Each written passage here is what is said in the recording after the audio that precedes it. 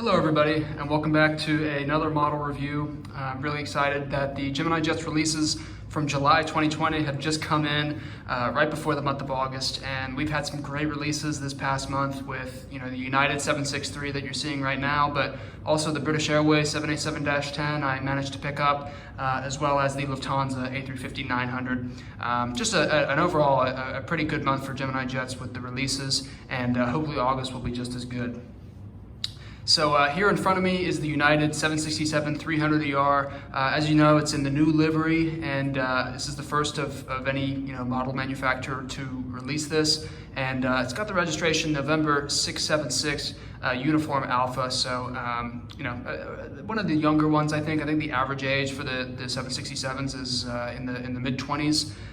So about 19 years old, I think, for the 7.6, and certainly not bad. Certainly a pretty good workhorse for United, and obviously with the winglets as well, and an original United Airlines bird. And let's take a look, guys. All right, so after the unboxing, here it is, the United 767-300ER. My first impressions are fairly positive. Gemini Jets, they've kind of been improving their details, especially with the little stuff in the front that you might see, some of the markings, as well with the bottom antennas. So definitely working, work in progress overall. But it's always good with the coloring. I think that's what's really important to people. And you can see with the lighting right now, it just looks pretty stunning. So we're going to take you through this. We'll start at the front of the aircraft. Over towards the nose where we have the Star Alliance logo. If I can just, sorry, the airport's in the way. We have the Star Alliance logo at the front there, and then you can see they've gotten the coloring right in terms of this line that goes around the aircraft now. So that's part of the new livery. It's basically on every aircraft, even down to the CRJs. So definitely a new thing, and they've done obviously executed well on that.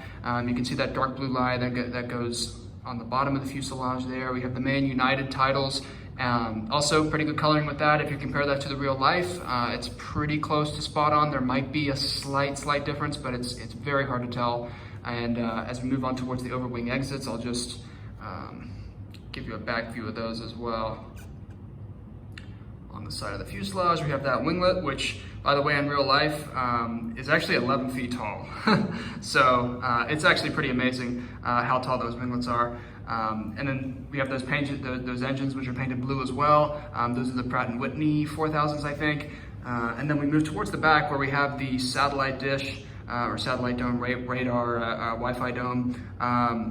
And then towards the end, we have, by the way, 2 more antennas here. So they've definitely executed on the antennas, which is good. And then as we near the end of the model, we have the registration again, November 676 Uniform Alpha, and then the final cabin door and the tail as well, which is interesting because if you look at the tail here, generally there has been some things where I've seen where the light blue is actually just a little bit too light. I think I've seen that on either the previous Gemini Jets release of the 757 and the Herard here livery, or another model that I have where the light blue is actually a little bit too light, but it kind of depends on how you're looking at it at the time. So if there's like a sunset, or if the sun's beaming right on it, it's gonna look a little different than in the middle of the day maybe, or at night obviously. So it's kind of hard to tell, but I think Gemini Jets has done overall a pretty good job on the new livery. I'm very happy with the coloring at least, and at least the details that I would expect from them, and they've always had a very solid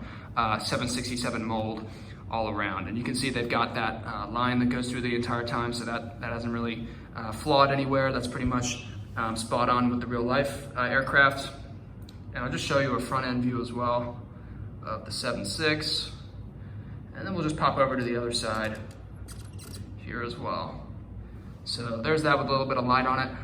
Overall, it's a pretty nice model. I'm very happy to have it, and it'll look really good in the future airport that I'm planning on doing, but also just for collection purposes. I am pretty much a United Airlines collector from the Battleship Gray and the Blue Tulip days. So it's going to be all the way up to the new livery, of course, and with the little continental tail, it's still the way that they want it to be. So overall, Gemini Jets has done a very good job on this.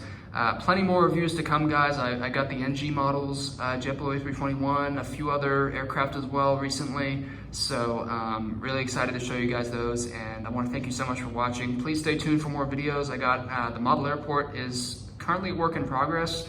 I will be doing a video on it fairly soon, so stay tuned for that. But until then, guys, thanks so much for watching. I hope you get this model, and if you do, let me know your thoughts as well, because I'd be curious to get your thoughts on the coloring and just how the model came out overall. I don't think anybody else will be coming out with it. JC Wings is a pretty far shot. I don't think that they'll do that. Obviously, Phoenix is pretty much going to be a no. NG models, they haven't released a 7.6 as far as I know in any livery, so that could be something that might happen in the future. But if you want to get a 7.6 right now from United, you're gonna have to get it from Gemini Jets. And generally, at least it's not one of those models or molds anyway that comes and the wings are off and stuff like that. That hasn't happened in this case at all. So overall, a very good job from them. And again, I want to thank you guys so much for watching. Stay tuned for more videos, and I'll see you in the next one.